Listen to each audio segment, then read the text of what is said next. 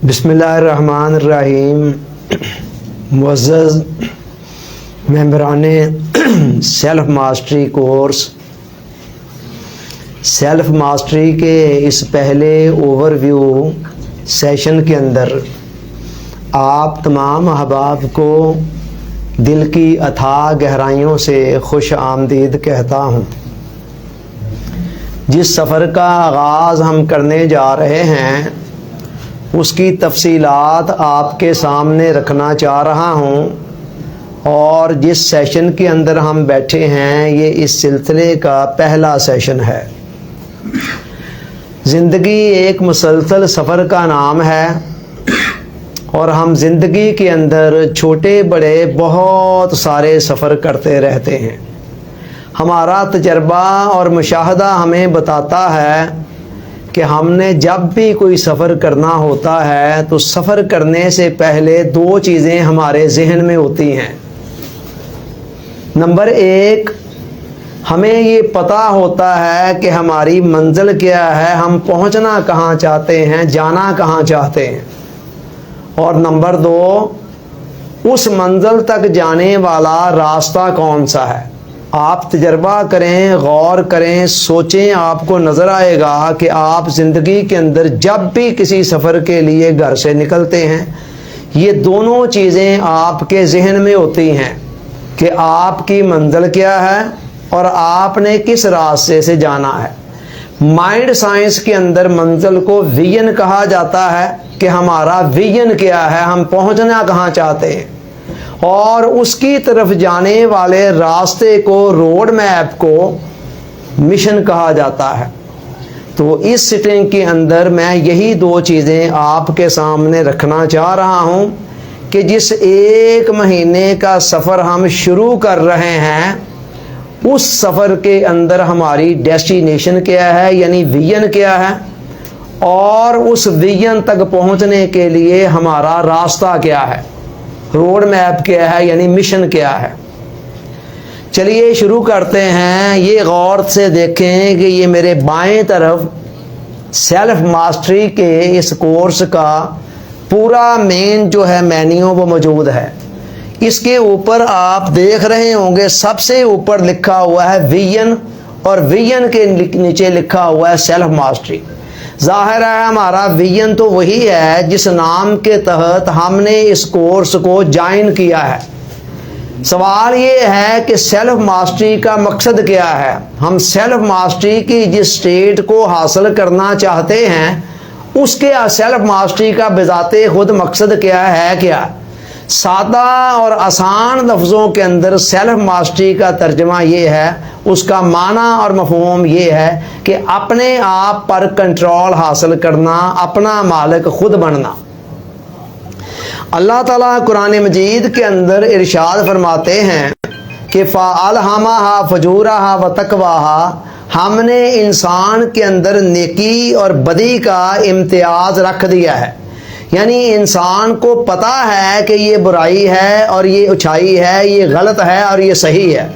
सवाल ये पैदा होता है कि जब इंसान की फितरत के अंदर उसके खालिक और मालिक ने अच्छाई और बुराई का इम्तियाज़ रख दिया है तो फिर इंसान क्यों खैर वाले रास्ते को छोड़कर शर वाले रास्ते पर चल पड़ता है, और क्यों अच्छाई वाले रास्ते को छोड़कर बुराई वाले रास्ते पर चल पड़ता है। इसका जवाब ये है कि इंसान के अंदर कुछ चीज़ें हैं जो इंसान को बार बार डी ट्रैक करते हैं। ये चीज़ें कौन सी हैं। नंबर एक, इंसान के ख्यालात हैं जिनका तल्लुक़ इंसान के जहन के साथ होता है। नंबर दो, इंसान के जज्बात हैं जिनका तल्लुक़ इंसान के दिल के साथ होता है। और नंबर तीन, इंसान के अंदर पैदा होने वाली ख्वाहिशात हैं जिनका तल्लुक़ इंसान के नफ्स के साथ होता है। और नंबर चार, इंसान के अंदर पाई जाने वाली आदत हैं जिनकी जड़ें जो हैं, रूट्स जो हैं, वो तो इंसान की साइकोलॉजी में, उसकी नफ्सियात में होती हैं, लेकिन उनका इजहार इंसान की बॉडी से हो रहा होता है। ये चारों चीज़ें अच्छी भी होती हैं और बुरी भी होती हैं। ख्यालात पॉजिटिव भी होते हैं और नेगेटिव भी होते हैं। इसी तरह जज्बात अच्छे भी होते हैं, बुरे भी होते हैं। मोहब्बत भी एक जज्बा है जो कि अच्छा है, और नफ़रत भी एक जज्बा है जो अच्छा नहीं है। इसी तरह ख्वाहिशात अच्छी भी होती हैं और बुरी भी होती हैं। बेशुमार ख्वाहिशात अच्छी हैं, इंसान अल्लाह की रज़ा कुर्ब को पाना चाहता है, जन्नत में जाना चाहता है, ये सारी अच्छी ख्वाहिशात हैं, और इनके मुकाबले में बहुत सारी ख्वाहिशात बुरी भी होती हैं। इसी तरह आदत जो हैं, हमारी आदतें अच्छी भी होती हैं। मसलन नमाज पढ़ने की आदत का होना, सच बोलने की आदत का होना, ये अच्छी आदतें हैं, और बुरी भी होती हैं। झूठ की आदत पड़ जाना, चोरी की आदत पड़ जाना, शराब की आदत पड़ जाना वगैरह वगैरह, ये बुरी हैं। तो ये बेशतर औकात ये चार चीज़ें हैं कि जो हमें डी ट्रैक करते हैं। हम बुरी आदतों का शिकार होकर भी डी ट्रैक हो जाते हैं, पटरी से उतर जाते हैं, खैर को छोड़कर शर की तरफ चले जाते हैं। इसी तरह पॉजिटिव थिंकिंग के मुकाबले के अंदर हम नेगेटिव सोचों का भी बाज़ औक़ात शिकार होकर तो मनफी सिमत के अंदर चल पड़ते हैं। अला हासिल क़ियास यही मामला हमारे जज्बात का है और यही मामला हमारी ख्वाहिशात का है। तो हमें सीधे रास्ते से हटाकर शर के रास्ते पर ले जाने वाली ये हैं वो मेन चीज़ें जो हमें बार बार डी ट्रैक करती हैं। अब सेल्फ मास्टरी का मकसद ये है कि जब हम अपने आप पर कंट्रोल हासिल कर लें तो फिर हम अपनी ख्वाहिशात के ग़ुलाम नहीं रहेंगे बल्कि उनके आका बन जाएंगे। हम अपने जज्बात के, अपने ख्यालात के और अपनी आदतों के ग़ुलाम नहीं रहेंगे बल्कि उनके मास्टर बन जाएंगे, उनके आका बन जाएंगे। जब हम अपने ख्वाहिशात, अपनी जज्बात, अपने ख्यालात और अपनी आदत की ग़ुलामी की बजाय उनके मास्टर बन जाएंगे, आका बन जाएंगे, तो फिर क्या होगा? फिर हमारे अमाल की जिहतें ऑटोमेटिकली दुरुस्त हो जाएंगी, सही सिमत के अंदर चल पड़ेंगी।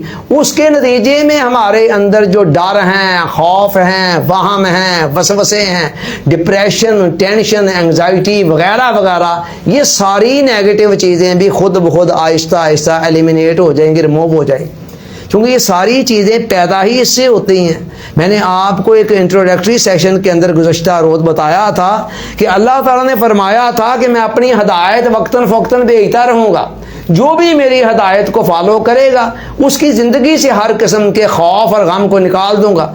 तो ज़िंदगी के अंदर जितने खौफ हैं और जितने गम हैं वो पैदा ही यहाँ से हो रहे हैं जब हम मनफी ख्वाहिशात को फॉलो करते हैं, मनफी जज्बात को फॉलो करते हैं, मनफी ख्यालात को फॉलो करते हैं और बुरी आदत को फॉलो करते हैं। तो जब ये चीज़ें हमारे कंट्रोल में आ जाएंगी तो हमारे अंदर एक सुकून के चश्मे बहना शुरू हो जाएंगे, और जब अंदर सुकून होगा तो फिर इर्द गिर्द के माहौल के अंदर सुकून खुद ब खुद आना शुरू हो जाएगा। इसलिए कि our outer world is the reflection of our inner world.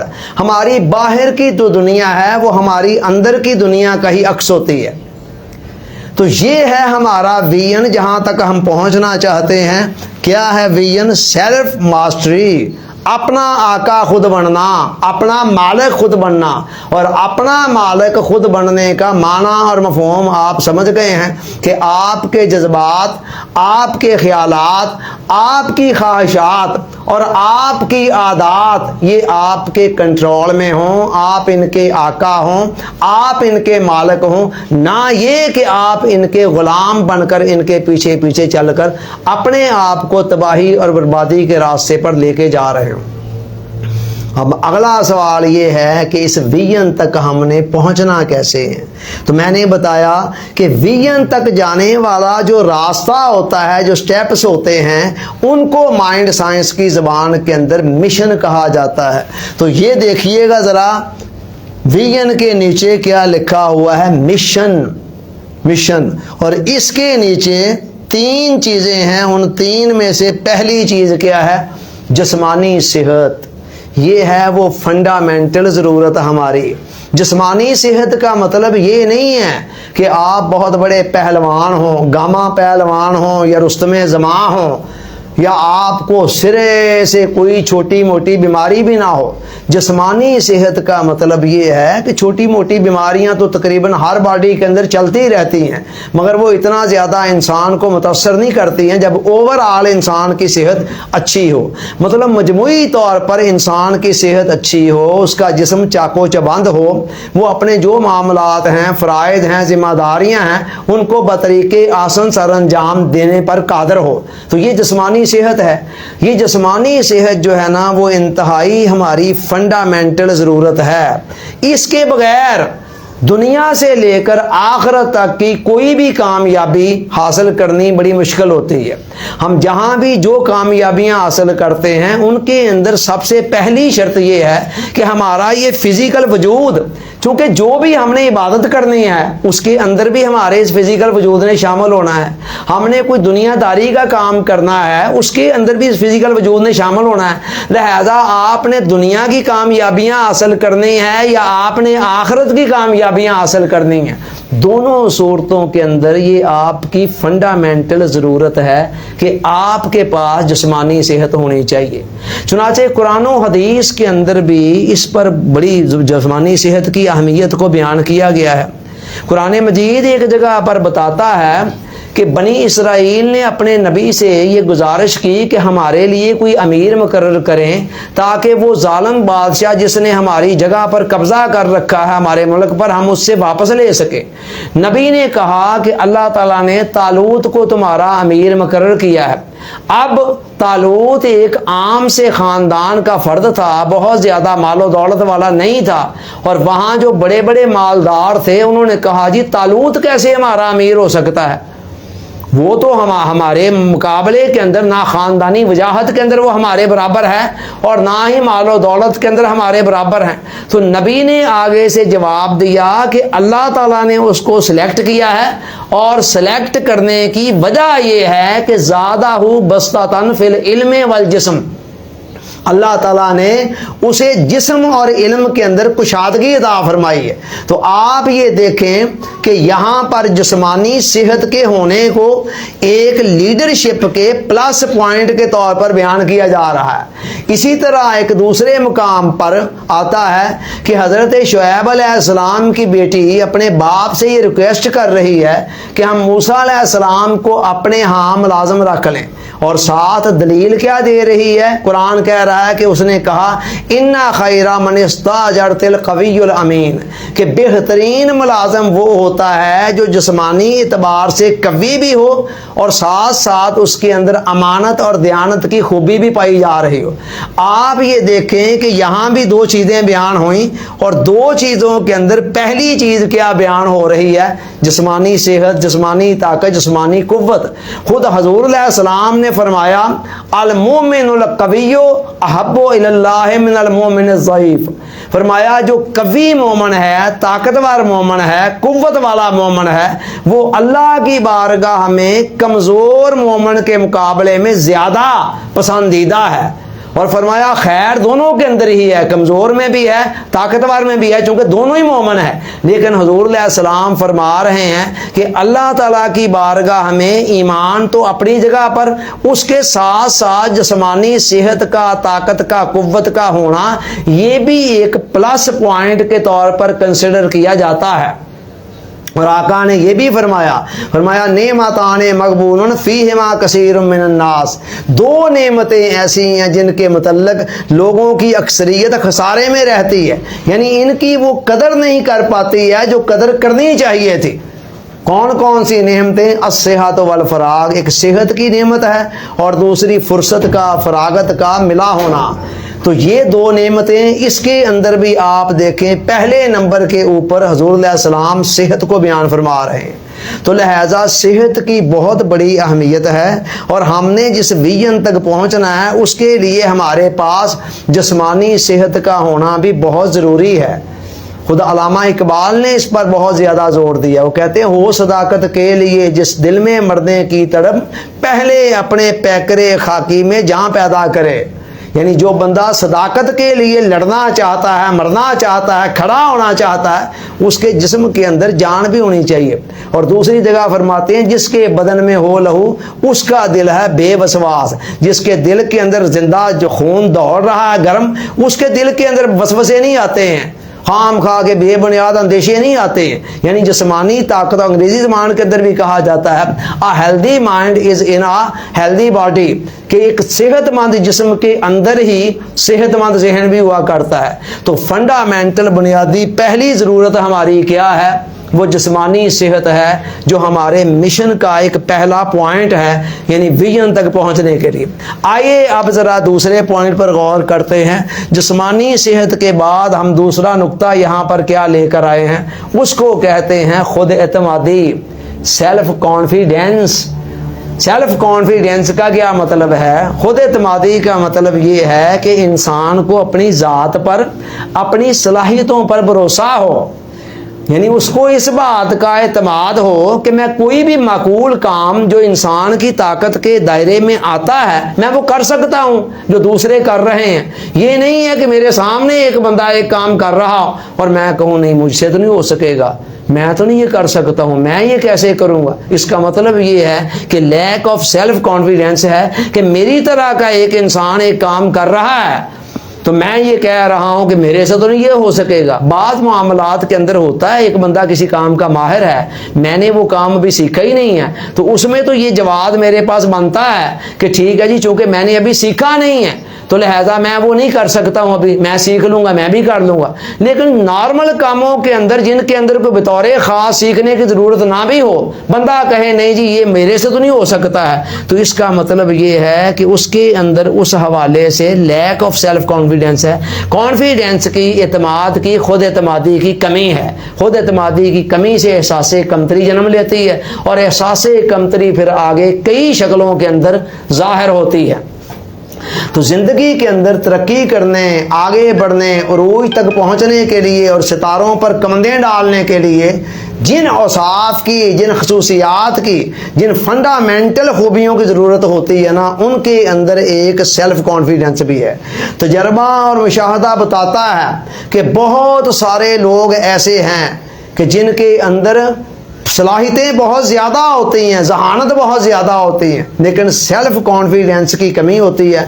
नतीजा ये निकलता है कि वो ज़िंदगी की दौड़ में जहानत और फतानत के बावजूद भी, खूबियाँ होने के बावजूद भी पीछे रह जाते हैं। और कई ऐसे लोग जो जहानत में उनके बराबर नहीं होते हैं, सलाहियतों के अंदर उनसे कम होते हैं, मगर जस्ट उनके अंदर सेल्फ कॉन्फिडेंस वाली खूबी ज़रा एक्स्ट्रा ऑर्डिनरी दर्जे में होती है, वो उनसे कहीं ज़्यादा आगे निकल जाते हैं। आप अगर अपने दाएं बाएं देखें तो आपको बहुत सारे ऐसे लोग नज़र आएंगे कि वो कम सलाहियतों के मालिक होने के बावजूद भी बहुत आगे नज़र आ रहे हैं, और इसके मुकाबले में बड़े बड़े पढ़े लिखे PhD और पता नहीं कैसी कैसी डिग्रियां लेने वाले जस्ट सेल्फ कॉन्फिडेंस के कम होने की वजह से, उसके लेवल के लो होने की वजह से ज़िंदगी की दौड़ के अंदर पीछे रह जाते हैं। इकबाल ने यकीन पर बहुत ज़ोर दिया। हज़रत अल्लामा इकबाल रहमतुल्लाह अलैह ने इंसान के अंदर शख्सियत की तामीर व तरक्की के ज़िम्मन में खुद ही उनके कलाम का एक मरकज़ी नुक्ता है, और वो कहते हैं कि ज़िंदगी का मकसद ही ये है कि इंसान की खुदी जो है वो परवान चढ़े, नशो नमा पाए। तो उन्होंने खुदी के हवाले से, खुदी की तामीर व तरक्की के हवाले से, शख्सियत की, पर्सनैलिटी की डेवलपमेंट के हवाले से जिन खूबियों को इंतहाई बहुत ज़्यादा अहमियत दी है, उनके अंदर एक चीज़ यकीन है। और ये यकीन क्या है? खुद एतमादी का ही एक मुतबादल है, बल्कि खुद एतमादी से भी कुछ आगे की चीज़ है। उसके अंदर खुद एतमादी एक मेन फैक्टर के तौर पर मौजूद है, इसके अलावा भी वहाँ कुछ है। तो इकबाल कहते हैं कि यकीन का होना बहुत ज़रूरी है एक बंदा मोमिन के अंदर, और बेयकीनी को, लैक ऑफ सेल्फ कॉन्फिडेंस को वो बहुत बड़ी एक लानत समझते हैं, एक बुराई समझते हैं। चुनाचे जा बजा इंसान को यकीन हासिल करने की तलकीन करते हैं। एक जगह पर फरमाते हैं, खुदाए लम यजिल का दस्ते कुदरत तू ज़ुबां तू है, यकीन पैदा कर ए गाफिल के मगलूब गुमां तू है। ए बंदा मोमन, तू ज़रा अपने मुकाम और मर्तबे को देख कि तू उस खुदा का दस्ते कुदरत है, उसकी कुदरत का तू हाथ है और तू उसकी ज़ुबान है। तेरे अंदर से वो बोलता है, तेरे अंदर से उसकी सलाहियतों का, ताकतों का, कुव्वतों का एक इजहार होता है। तू उसका खलीफा है, तो अपने तू मकाम और मर्तबे के हवाले से अपने अंदर यकीन पैदा कर कि तू अपने गुमान के हाथों मगलूब हुआ है कि नहीं, मैं तो ये नहीं कर सकता, मैं तो वो नहीं कर सकता, मेरे से तो ये नहीं हो सकेगा, वगैरह वगैरह। सो इकबाल ने बहुत जोर दी। इसी तरह फरमाते हैं, जब इस अंगारा खाकी में होता है यकीन पैदा, तो कर देता है ये बालो परे रूहुल अमी पैदा, कि जब खाक के बने हुए इस इंसान के अंदर यकीन पैदा हो जाता है तो फिर जिब्राइल अलैहिस्सलाम के पर इसको लग जाते हैं और फिर बड़ी बुलंदियों के ऊपर परवाज करता है। एक और जगह फरमाते हैं, गुलामी में न काम आती हैं शमशीरें न तदबीरें, जो हो ज़ौक़े यकीन पैदा तो कट जाती हैं जंजीरें। कहता है गुलामी के अंदर तदबीरें कुछ नहीं करती हैं, एक मर्तबा अगर यकीन का चिराग इंसान के अंदर जल जाए तो फिर बड़ी बड़ी जंजीरें जो हैं बंदा काट कर रख देता है। सो दूसरी चीज़ हमारे मिशन के अंदर दूसरी चीज़ थी खुद एतमादी, सेल्फ कॉन्फिडेंस। और तीसरी और आखिरी चीज़ ये क्या है, नूरे सकीना। ये हमारे मिशन का तीसरा एलिमेंट है। नूरे सकीना क्या है? आप सकीना का लफ्ज़ सुनकर किसी खतून का इमेजिन ना कीजिएगा कि पता नहीं ये किसी खतून का नाम है। ये क्या शय है? कुरान मजीद के अंदर अल्लाह ताला ने फरमाया, हुवल्लज़ी अंज़ल सकीनता फ़ी क़ुलूबिल मोमिनीन। फरमाया अल्लाह वो है जो मोमिनों के दिलों के ऊपर सकीना उतारता है। तो सकीना कहते किसे हैं? सकीना अरबी ज़बान का लफ्ज़ है। तस्कीन का लफ्ज़ जो हमारी ज़बान के अंदर इस्तेमाल होता है वो भी इसी लफ्ज़ से बना, और सुकून का लफ्ज़ जो हमारे यहाँ बड़ा आम इस्तेमाल होता है। और हर शख्स जिसकी तलाश के अंदर मारा फिर रहा है, कोई समझता है पता नहीं लजीज खाने खाऊंगा तो मुझे सुकून मिल जाएगा, कोई समझता है नए मॉडल की गाड़ी मुझे मिलेगी तो मुझे सुकून मिल जाएगा, कोई समझता है मेरी कोठी इतनी बड़ी वसीओ अरीज होगी तो मुझे सुकून मिल जाएगा, कोई समझता है मैं इक़्तिदार की फलां मंजिल तक पहुंच जाऊंगा तो मुझे सुकून मिल जाएगा। हालांकि इन सब कामों के नतीजे में जो कुछ मिलता है वो सुकून नहीं है बल्कि लज्जत है, जो वक्ती होती है, आर्जी होती है, और सुकून के साथ उसका ताल्लुक ही कोई नहीं है। लेकिन लोग बेचारे सारी ज़िंदगी सुकून की तलाश में निकलते हैं और लज्जत को पाकर समझते हैं, धोखे से गलती से लज्जत को सुकून समझ लेते हैं, उसी के पीछे भागना शुरू कर देते हैं, उसी के लिए कार, कोठियाँ, बैंक बैलेंस, बिजनेस वगैरह वगैरह दुनियावी साजो सामान को जमा करना शुरू करते हैं और समझते हैं कि जितना ज़्यादा ये चीज़ें हमारे पास होंगी उतना ज़्यादा हमें सुकून मिल जाएगा। हालांकि उनकी समझ में नहीं ये बात आती है कि अगर इससे मिलना हो तो इतना कुछ पाकर तो हमें मिला नहीं है सुकून, तो आगे कहां मिलेगा? वो जो कुछ उनको मिलती है वो लज्जत मिलती है। सुकून दुनिया के मादी साजो सामानों के अंदर बिल्कुल नहीं है।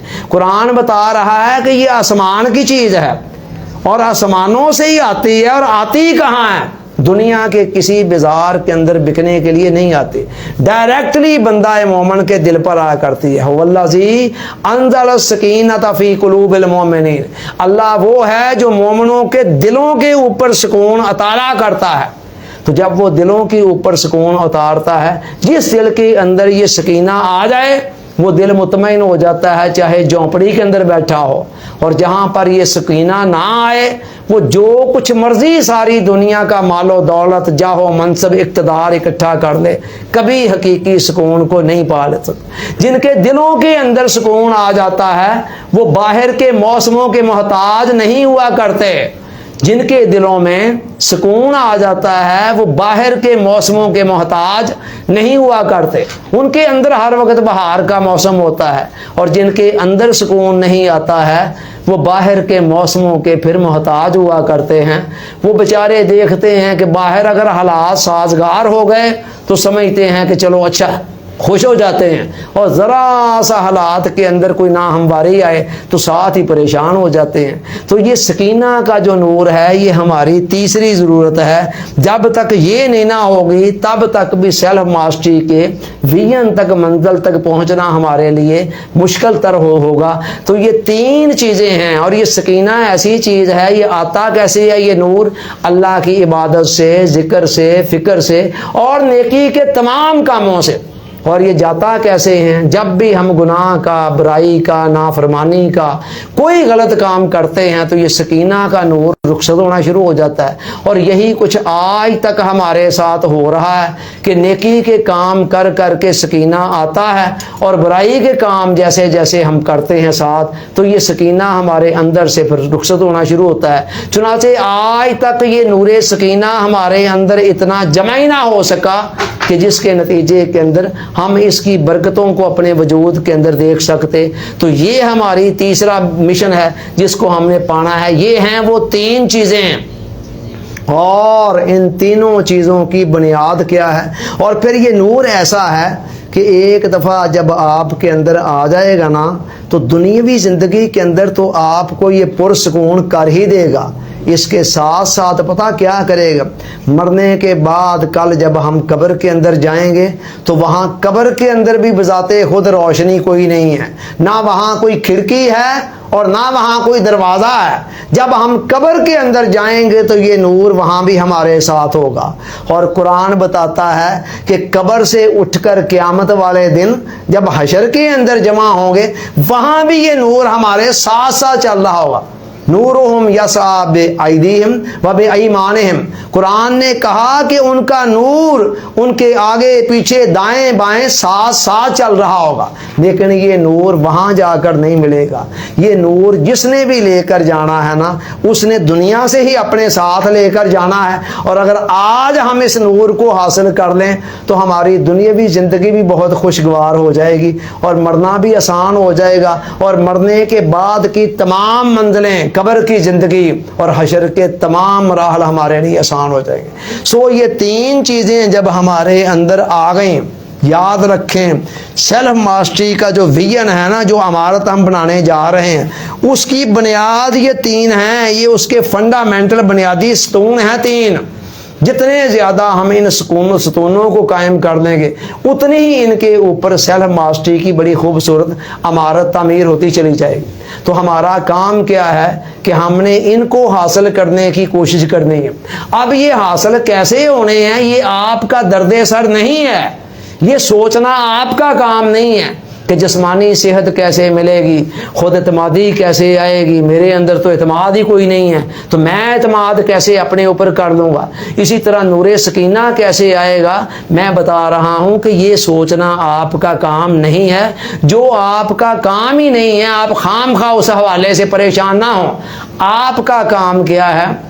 जो हदायत आपको मिल रही है ना, उनको अच्छे अंदाज के अंदर खुशदली के साथ फॉलो करते चले जाएं। बाकी ये चीज़ें कैसे आनी है, कैसे पैदा होनी है, ये फिर ऊपर वाला जाने या नीचे मैं जानूं कि ये कैसे आनी है। आप हदायत को फॉलो करते चले जाएं। देखिए, ज़िंदगी के अंदर आपके खालिक मालिक ने आपके अंदर एक खैर का जज्बा तो रखा है। आप ज़रा पलट कर देखें, अपने माजी पर नज़र दौड़ाएं। ज़िंदगी के अंदर कितनी मरतबा आपने सोचा नेकी के रास्ते पर चलने का, खैर के रास्ते पर चलने का। हर मर्तबा क्या हुआ? 2-4 कदम आप चले और 2-4 कदम चलने के बाद गिर गए, और फिर दोबारा आप कभी गिरे रहे, कभी फिर उठकर किसी वक्त में चलना शुरू किया, फिर कोई 2-4 कदम गए चले, फिर कोई ठोकर लगी, फिर फिसल गए। यही कुछ आज तक ज़िंदगी के अंदर बेशतर लोगों के साथ होता आया है। आप गौर कर लें अपने माजी पर, कितनी दफ़ा आपने फैसला किया। अच्छा, आप हर दफ़ा गिर क्यों जाते रहे हैं? 3 मसलों की वजह से। Number 1, lack of knowledge. बहुत मरतबा आपके गिरने की वजह ये होती थी कि आपके पास इल्म की कमी थी। और नंबर 2, एक्शन प्लान का ना होना। बहुत मरतबा आपके गिरने की वजह ये थी कि आपके पास कोई एक्शन प्लान नहीं था। इल्म तो था, एक्शन प्लान नहीं था। और अगर एक्शन प्लान भी था तो उस पर अमल करने के लिए जो मतलूबा ज़ब्त नफ्स की ज़रूरत थी वो भी नहीं था। तो नंबर 3, कोई थामने वाला नहीं था, कोई गाइड करने वाला नहीं था, कोई रहनुमाई देने वाला नहीं था। नतीजा क्या निकलता? हर मर्तबा चंद कदम चले और चंद कदम चलने के बाद दोबारा इंसान गिर गया। अब क्या है? अब जब के आप सेल्फ मास्टरी के सर्कल के अंदर आ गए हैं तो अल्लाह के फजलो करम से ये तीनों चीज़ें आपको यहाँ से मिलेंगी। आपको सही नॉलेज भी मिलेगा उसके बाद उस नॉलेज पर चलने के लिए एक्शन प्लान भी मिलेगा। ये देखें हमने शुरू कर दिया ना आज से लेक्चर, तो ये सारे के सारे ये कल दोपहर तक 4 लेक्चर हैं टोटल। इसमें से पहला अभी मेरा तकरीबन एंड के करीब है, उसके बाद 3 लेक्चर्स और हैं। और देखिएगा इन सब के अंदर मुकम्मल तौर पर एक्शन प्लान भी आपको मिल जाएगा। तो उसके बाद नंबर 3 मेंटोरशिप। यहाँ सेल्फ मास्टरी सर्कल के अंदर आपको एक मेंटोर भी मिला हुआ है जो आपको गाइड करेगा। जहाँ आप गिरने लगेंगे आपको थामेगा, जहाँ आपको कोई मसला पेश आएगा, कोई ठोकर महसूस करेंगे, वहाँ आप राब्ता करेंगे इंशाल्लाह, वहाँ आपको गाइडलाइन भी दी जाएगी। चुनाचे आपके लिए चलना आसान से आसान तर होता चला जाएगा। सो ये तीनों चीज़ें आपको यहाँ से मिलेंगी। आपको उसके जवाब में क्या करना है, आपको सिर्फ 3 काम करने हैं। नंबर 1, डेली बेसिस के ऊपर रात के वक़्त जो 8:30 से 9 बजे या जो भी टाइम कोई आगे पीछे रखा जाए, आधे घंटे की जो डेली क्लास हुआ करेगी ना, जिसमें 15 मिनट का मेरा लेक्चर और 15 मिनट के आपके सवालों के जवाबात होंगे, वो आपने बाकायदगी से कोशिश करनी है अटेंड करने की। कोई छोटी मोटी मसरूफियत आपको उससे ना रोक सके। कोई बहुत बड़ी मजबूरी आ जाए तो फिर तो अल्लाह ताला माफ़ करने वाला है। नंबर 1। नंबर 2, डेली बेस के ऊपर जो होमवर्क है, जो थोड़ा सा एंड पर आएगा, इसके अंदर आगे चलकर होमवर्क का बकायदा आएगा, ये वो आपने डेली बेस के ऊपर सेंड करके गूगल क्लासरूम के अंदर, जहां आप बकायदा एक रजिस्टर्ड होंगे, वहां आपके सामने डेली शीट आ करेगी, उसको आपने टिक करके फिल करके भेजा करना है। और नंबर 3 यही है कि जो भी हदायत आपको मिले वक्तन फ़वक्तन उनको खुश दिली के साथ फॉलो करना है। अल्लाह ताला आपका हामी व नासर हो और इस सफ़र के ऊपर आपका चलना मुबारक करे। आमीन सुम्मा आमीन। जज़ाकल्लाह वमा अलैना इल्लल बलाग।